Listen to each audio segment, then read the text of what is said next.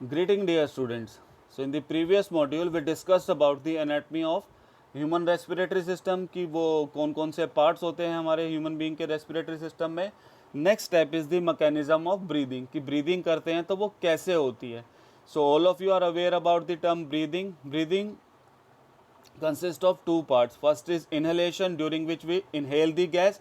ये आप सभी को पता है कि स्टार्टिंग में हम क्या करते हैं, we inhale the gas, oxygen हम अंदर लेते हैं, कार्बन डाइऑक्साइड को हम क्या करते हैं, एक्सेल करते हैं. तो first step is inhalation in the mechanism of breathing, as you can see here in this detailed diagram.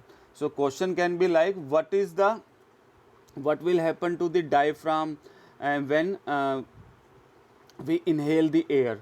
So as you can see here in this diagram, during inhalation the thoracic cavity or chest cavity, so there are generally two cavities which are present. First is chest cavity or thoracic cavity and second is abdominal cavity. In abdominal cavity जहाँ पे हम बोलते हैं कि abs वगैरह हैं, तो abdominal cavity में हमारे क्या होते हैं, सारे डाइजेस्टिव सिस्टम के ऑर्गन्स होते हैं. That we have already discuss. The stomach, the intestine, the large intestine, the liver, kidney, all those are present in the abdominal cavity. तो एब्डोमिनल कैविटी के ऊपर वाली जगह जहाँ पे हमारे लंग्स और हार्ट प्रेजेंट होते हैं, it is called thoracic cavity और simply we can say the chest cavity.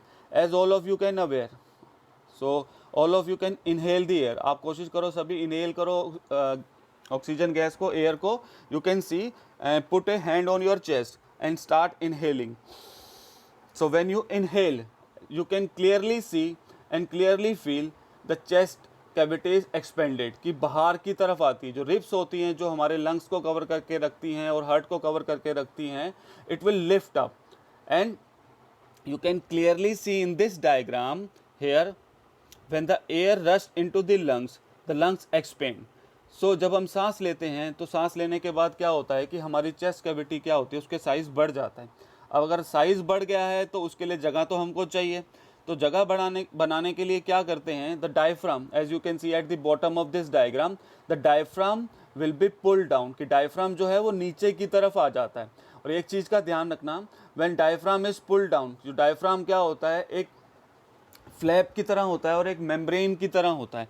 तो when we inhale the air, so what will happen to the muscle or diaphragm, the diaphragm muscles of diaphragm will contract, कि वो contract करते हैं, बिल्कुल tight हो जाता है और वो कहाँ किसकी तरफ आ जाता है, नीचे की तरफ आ जाता है.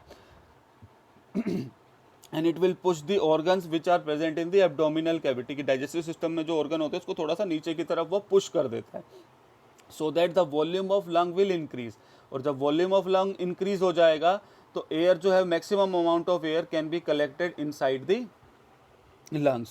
So I hope the mechanism of this inhalation is clear to everyone. As you can read here, the during inhalation the thoracic cavity expand and the ribs lift up and the diaphragm become flat in the shape. तो पहले तो वो concave shape में होता है, but contract होने के बाद क्या हो जाता है, वो नीचे की तरफ आ जाता है और बिल्कुल फ्लैट हो जाता है, so that the volume of lungs can be increases. So volume of lungs increases and air enter into the lungs. So this is the mechanism of inhalation. अब क्या है, सेकंड स्टेप क्या है, आफ्टर जब हम इनहेल कर लेंगे, as we discuss in the last module, कि when we inhale the air, air के अंदर ऑक्सीजन होगी and that oxygen will be exchange with the blood by the alveoli, कि लंग्स के अंदर जो एल्विलाई हैं वो क्या करेंगे, they will exchange the oxygen with the blood. But जब एक्सचेंज होगा तो उसके बदले में क्या आएगा, the carbon dioxide will enter into the lungs. So as soon as the carbon dioxide enter into the lungs, अब कार्बन डाइऑक्साइड को तो हम बॉडी में नहीं रख सकते and it should be exhaled, it should be remove from the lungs. So what will happen now, that as you can see at the bottom of this diagram, the diaphragm return to its normal shape. तो पहले diaphragm क्या हुआ था, वो contract हुआ था, तो flat हो गया था और नीचे की तरफ चला गया था.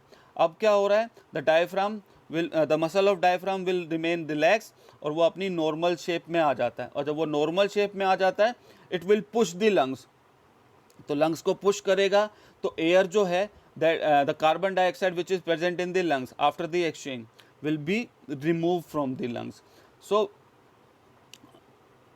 question is generally asked about the what will happen to the diaphragm muscle, और उसकी शेप क्या होगी इनहेलेशन के ड्यूरेशन में और एक्सहेलेशन के टाइम पे. तो during the inhalation part the diaphragm will be pulled down and it will be in contracted state.